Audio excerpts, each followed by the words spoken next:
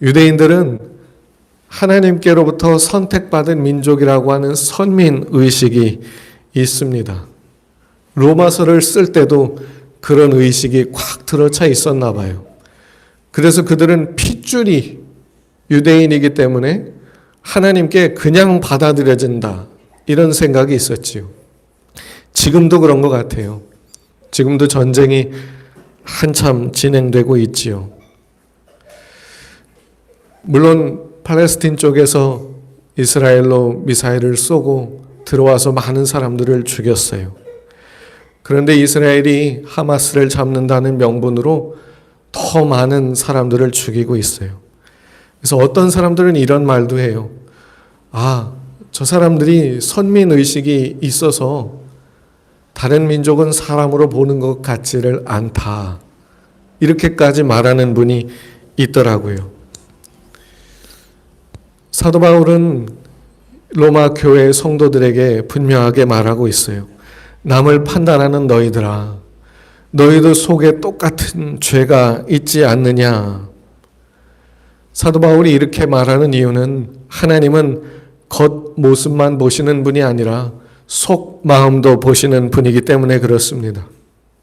예수님도 같은 말씀을 하신 적이 있죠. 마태복음 23장을 보면 화 있을진저 외식하는 서기관과 바리새인들이요, 율법을 지킨다고 하지만 율법을 지키는 너희도 천국 가지 않고 다른 사람들도 못 가게 막고 있구나.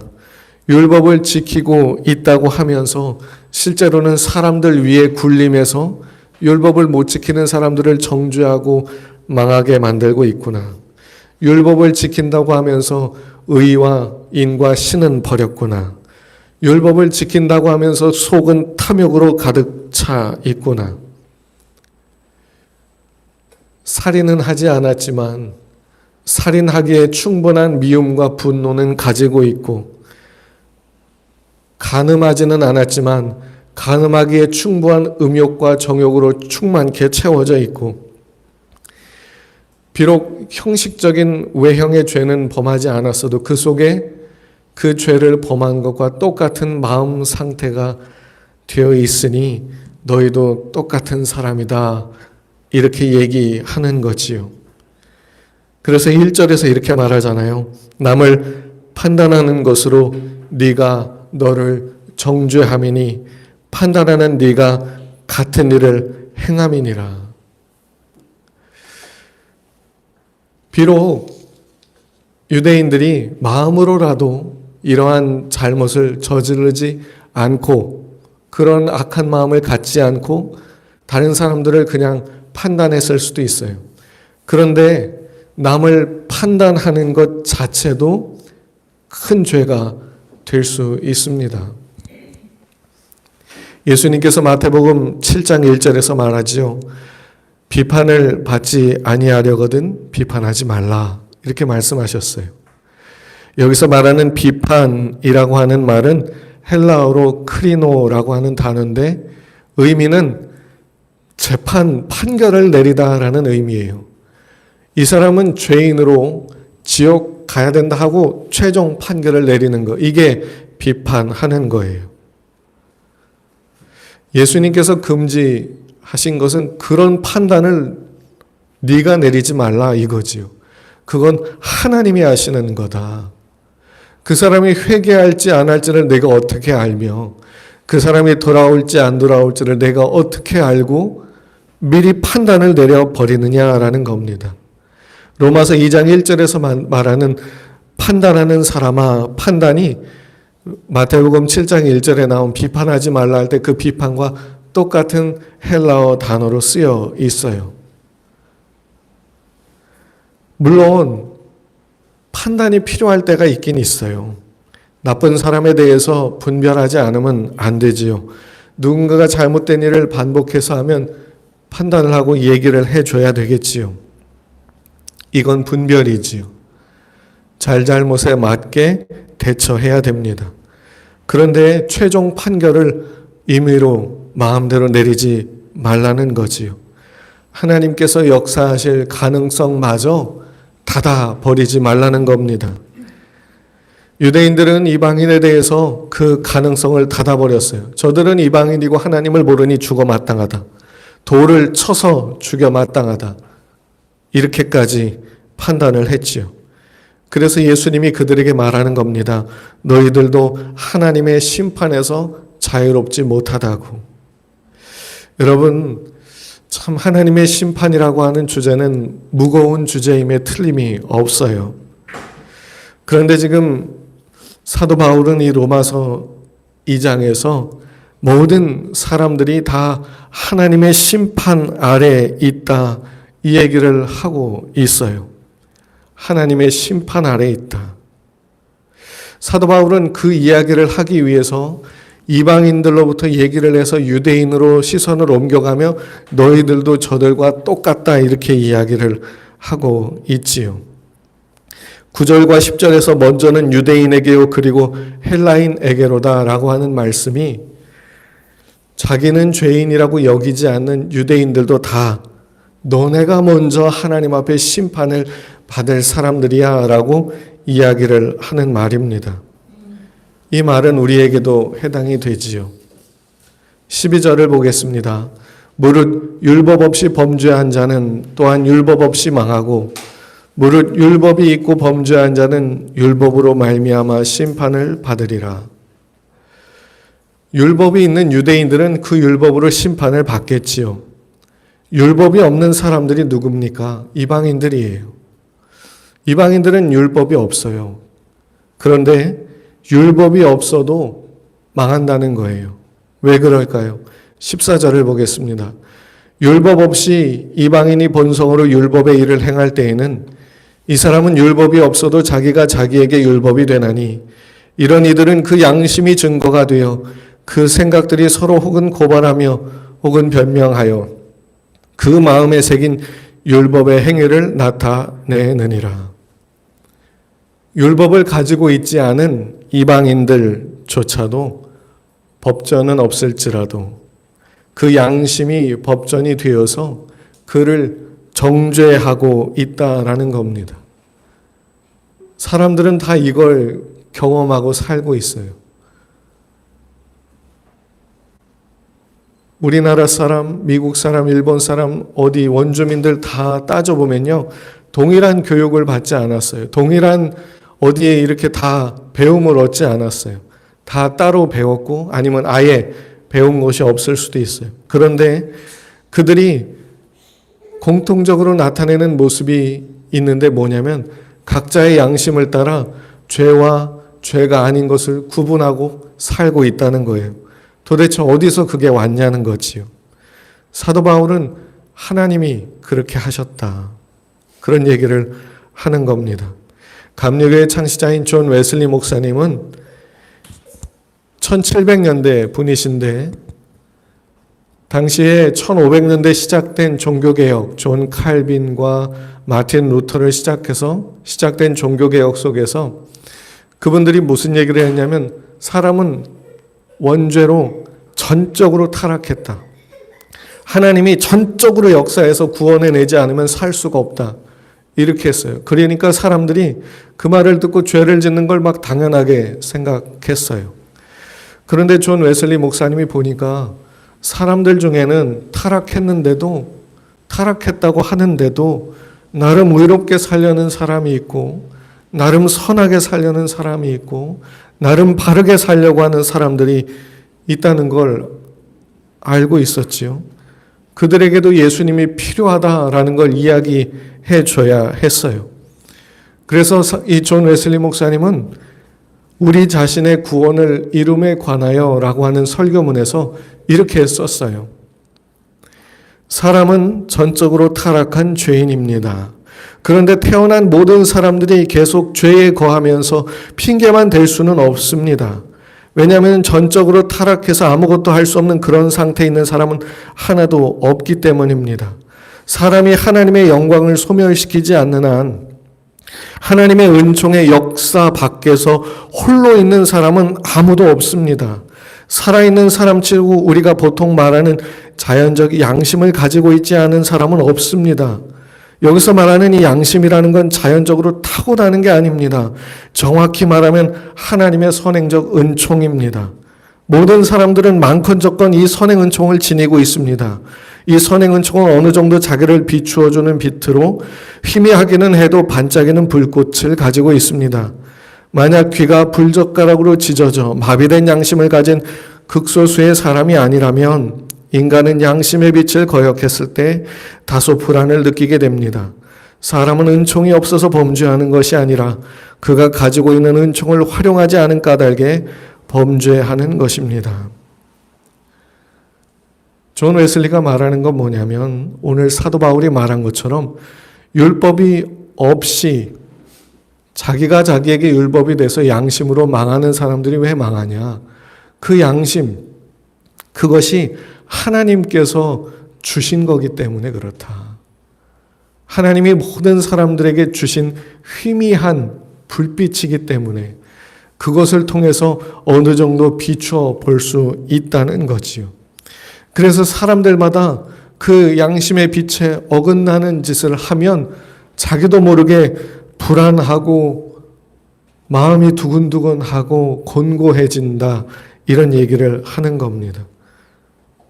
근데 많은 사람들이 이러한 것을 무시하고 살아간다는 거지요. 모든 사람들은 하나님의 은총을 받은 상태로 살아간다고 이야기를 해요. 하나님의 은혜지요. 왜 이 은혜를 주셨을까요? 이 은혜를 따라 반응하며 나아오는 자들, 예수께로 나아올 때까지 기다리시는 겁니다. 사람은요, 이 희미하지만 이 불빛이 비치는 것으로 인해서 양심의 가책이라고 하는 걸 느껴요. 물론 이 양심은 타락으로 인해서 왜곡되어 있죠. 그래서 존 웨슬리 목사님은 희미한 불빛이라고 얘기를 해요. 그래서 나름대로 악을 피해보려고도 하고요. 나름대로 착한 일을 해보려고도 노력을 해요. 사람이 자기 범죄에 대하여 일시적으로나마 어느 정도의 깨달음이 있다든가 혹은 하나님의 뜻에 대한 깨달음이 순간적으로 생긴다면 이건 선행 은총에 의한 것입니다. 자기의 죄인됨을 알게 되는 건 은혜 때문이라는 거지요. 근데 자기의 죄인됨을 아는 사람들이 어떡하냐? 많은 사람들은 자기 안에 뭔가 이 꺼리끼는 죄, 이게 있음을 발견하면 거의 대부분 스스로 고치려고 해요. 내가 고칠 수 있어. 내가 노력하면 돼. 내가 고칠 수 있어. 그래서 고쳐보려고 이제 노력하는 방향으로 나가지요. 근데 바르게 살아보려고 노력하며 애를 쓰지만 안 되는 걸 경험합니다. 안 돼요. 죄에서 벗어나고자 하지만 안 돼요. 고치고자 하지만 고쳐지질 않아요. 그래서 고통스러워하고 괴로운 마음이 속에 있어요. 괴로워하는 마음. 여기까지가 회개 직전의 상황입니다. 회개는 아니에요. 여기까지가 회개 직전의 사람. 하나님이 선행 은총으로 사람들을 이끌어 가시는 모습이지요. 다른 종교를 가지고 있어도, 아니 무신론자라고 해도 이 정도는 다 느끼고 살고 있거든요. 그런데 오늘 우리가 읽은 로마서 2장에서 사도 바울이 뭐라고 합니까? 하나님의 인자하심이 너희를 회개로 이끌어간다, 이렇게 말하지요. 4절을 보면 혹 네가 하나님의 인자하심이 너를 인도하여 회개하게 하심을 알지 못하여 그의 인자하심과 용납하심과 길이 참으심이 풍성함을 멸시하느냐. 회개는요, 사람이 스스로 혼자 할 수가 없어요. 하나님이 전적으로 역사해 주셔야만 합니다. 그래서 존 웨슬리 목사님은 회개도 은혜다. 근데 그분만 그렇게 말한 게 아니라 그게 맞는 말이에요. 회개는 은혜입니다. 하나님의 은혜로 할 수 있는 거예요. 하나님 나라로 가는 길이라고 하는 설교문에서 이렇게 썼어요. 먼저 회개하십시오. 그러면서 이 회개를 뭐라고 풀어 설명하냐면 이렇게 풀어갑니다. 여러분 자신을 아십시오. 이것이 첫 회개인데 믿음에 앞서는 것으로서 죄에 대한 확실한 자각 혹은 자기에 대한 지식입니다. 여러분 회개하십시오. 자신이 죄인이라는 것, 내면의 본성이 타락했다는 것, 그로 인해 여러분이 자신의 본래에 의해서 크게 멀어졌다는 것, 이제 하나님의 율법에 복종하지도 할 수도 없게 되었으며 하나님께 적대적인 육체의 소욕으로 인해 늘 성령을 거스르는 삶을 살고 있다는 것을 자각하십시오. 영혼의 모든 힘과 기능이 전적으로 타락했으며 여러분이 하나님 혹은 그분의 것들을 분별하지 못한다는 사실을 자각하십시오. 타락한 내면의 본성, 그 악의 뿌리에서 불신앙의 가지가 자라고 나는 부자라 부유하여 부족한 것이 없다라고 말할 정도로 그 영혼이 교만하다는 현실을 자각하십시오. 이런 교만의 가지 때문에 여러분의 삶이 오로지 쓰고 악한 열매들만 계속 맺고 있다는 사실을 자각하십시오. 교만으로부터는 다툼, 헛된 자랑, 다른 사람으로부터 칭찬을 구하고 받는 일, 그리고 하나님의 영광을 빼앗는 일이 나오고 육신의 정욕으로부터는 성령의 전으로 설계된 육체를 여러 모양으로 더럽히는 폭식, 술취함, 사치, 호색, 간음, 불결함이 생겨나며 불신앙으로부터는 모든 악한 말과 행위가 생겨나고 있다는 현실을 자각하십시오. 이런 죄의 삭은 사망이요 그 죽음은 단지 일시적일 뿐만 아니라 영원한 것임을 자각하십시오. 주님의 얼굴과 그분의 영광을 떠나 결코 끝이 없는 죽음, 곧 영원한 멸망의 형벌을 받게 될 것임을 자각하십시오. 이런 상황에서 하나님의 진노를 달래고 모든 죄를 대속받고 마땅히 받아야 할 형벌에서 벗어나기 위해 여러분이 스스로 할 수 있는 일이 없다는 현실을 자각하십시오. 이제 여러분이 모든 일을 잘 행할 수 있게 되어 그 영혼이 하나님께 돌아갈 때까지 완전하고 중단 없는 순종을 실천한다 해도 그것이 여러분의 과거의 죄를 대속하지는 못할 것입니다. 더는 빚을 지지 않는 것이 빚을 갚는 것은 아니기 때문입니다. 실제로 그런 완전한 복종은 불가능합니다. 나쁜 나무가 좋은 열매를 맺을 수 없기 때문입니다. 여러분이 얼마나 무력하며 죄가 많은지 깊이 느끼는 것, 그것이 바로 하나님 나라의 전조로서의 회개입니다.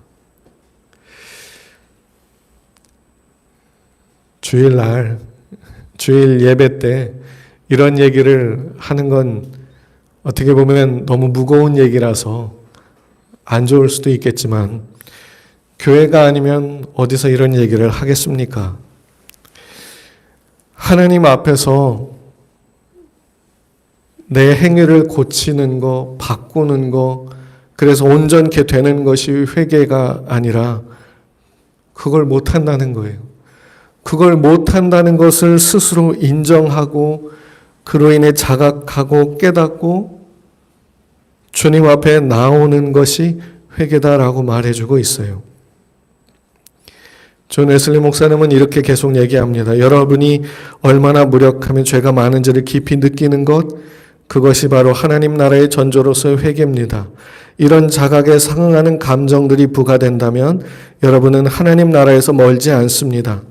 자기를 측은히 여기지 않는 일로 인한 마음의 슬픔, 후회와 자책, 하늘 앞에서의 수치심, 하나님의 진노와 저주, 불복종한 자를 삼킬 저 맹렬한 분노에 대한 두려움, 악을 멈추고 선한 행위를 배워 그 분노로부터 벗어나려는 간절한 소망과 같은 감정들이 부과된다면 주님의 이름으로 말합니다. 여러분은 하나님의 나라에서 멀지 않습니다. 하나님의 나라에 들어가려면 회개한 후 무엇을 해야 됩니까? 복음을 믿어야 합니다. 여러분, 지금 로마서 2장에서 사도 바울이 하려고 하는 일, 1절부터 16절의 말씀을 막 쏟아부으면서 로마 교회 성도들에게 하고 싶은 일이 뭐냐면 유대인들이 나도 똑같은 죄인이네요. 이 고백을 들으려고 하는 거예요. 여러분, 우리가 살아가면서 우리 자신이 죄에 대하여 무력한 것, 이것을 깨달아가는 과정이 있을 거예요. 당장 이걸 느낄 수는 없을 거예요. 그런데 하나님께서 인도해 주실 겁니다. 왜요? 우리로 회개에 이르게 하기 위해서.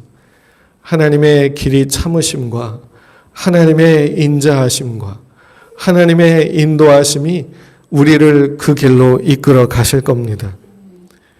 여러분 혹시 나에게 죄가 발견이 됐습니까? 혹시 다른 사람의 잘못이 그렇게도 잘 보입니까? 그 비판, 판단도 죄가 되지요. 그걸 안 해보려고 노력해 보십시오. 힘을 내보십시오. 결단도 세워보고 계획도 세워보십시오. 안 되는 걸 경험하신다면 축복입니다. 해도 안 된다는 걸 경험하면 축복입니다. 하나님 은혜입니다. 그 모습 그대로 가지고 예수님께 나오시는 겁니다. 그래서요, 우리가 구원받는 기도가 뭔지 아세요?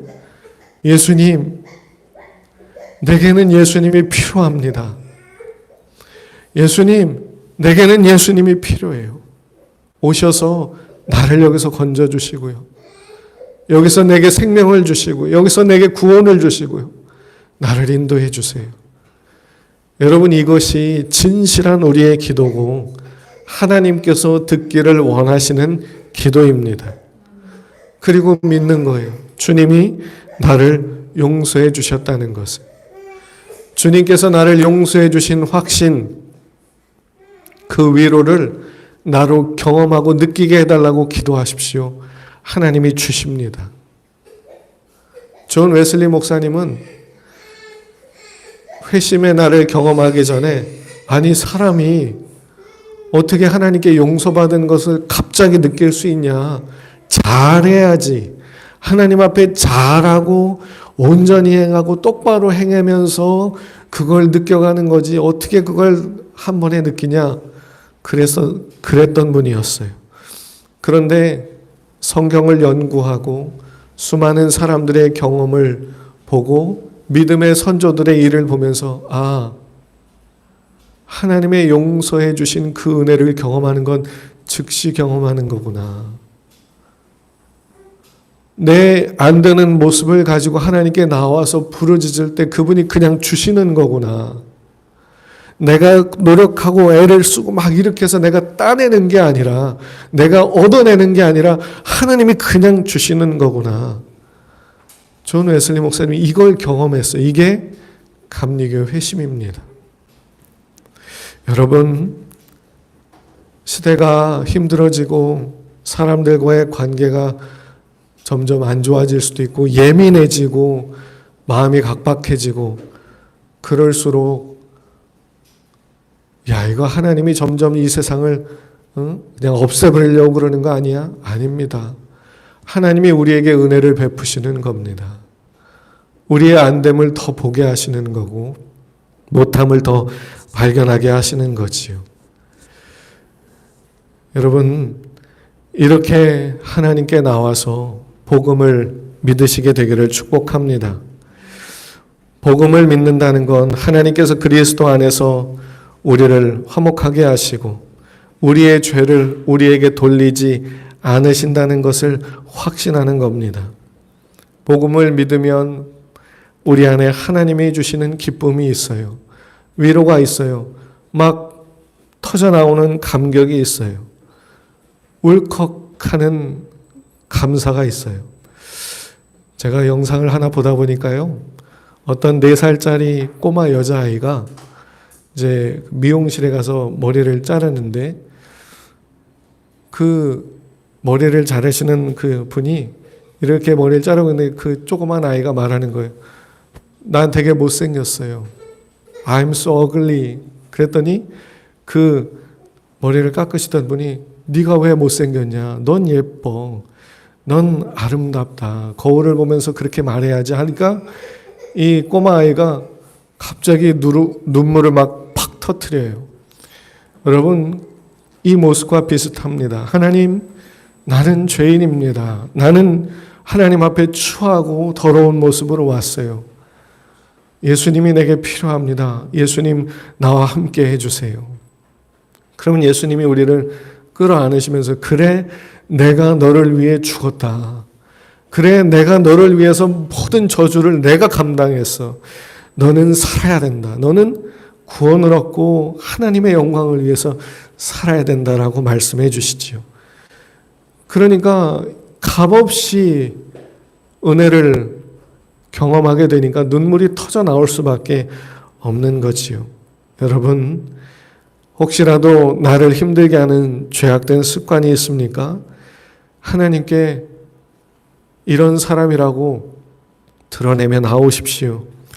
힘들고 어렵게 하는 상황들로 에워싸서 벗어날 길이 없습니까? 하나님께 난 이런 모습이라고 고백하며 맡기십시오. 하나님은 누구든지 이렇게 회개하며 나오는 사람을 기뻐하시고 받아주시고 그를 도와주시고 이끌어 주십니다. 그 이후로 삶이 180도 확 달라지지 않을 수도 있지요. 하나님께서 도와주십니다. 하나님께서 이끌어 주십니다. 하나님께서 그 마음을 붙잡아 주시고 인도해 주십니다. 삶은 180도 달라지지 않았어도 그 심령에 하나님이 주시는 위로가 있고 하나님이 주시는 소망이 있습니다. 때로는 거대한 현실 앞에 무너질 때도 있지만 다시 하나님이 일으키셔서 이끌어 가십니다. 죄를 발견할 때, 추함을 발견할 때 그것은 하나님의 은혜 때문입니다. 하나님께서 우리를 나오라고 부르시는 거예요. 악한 마귀는 우리를 정죄해서 죽일 각오로 우리의 죄를 드러내겠지만 하나님은 그것을 우리에게 은혜로 삼으셔서 우리를 주님께로 더 끌어당기고 주님께로 나오게 그것을 바꾸어 주실 것입니다. 여러분, 나는 죄인입니다. 내게는 예수님이 필요합니다. 나를 도와주세요. 이렇게 고백하게 되시기를 축복합니다. 그래서 하나님이 주시는 은혜와 축복과 소망과 놀라운 은총을 내 속에 간직하고 하나님 앞에 그렇게 살아갈 수 있는 성도들이 되시기를 축복합니다.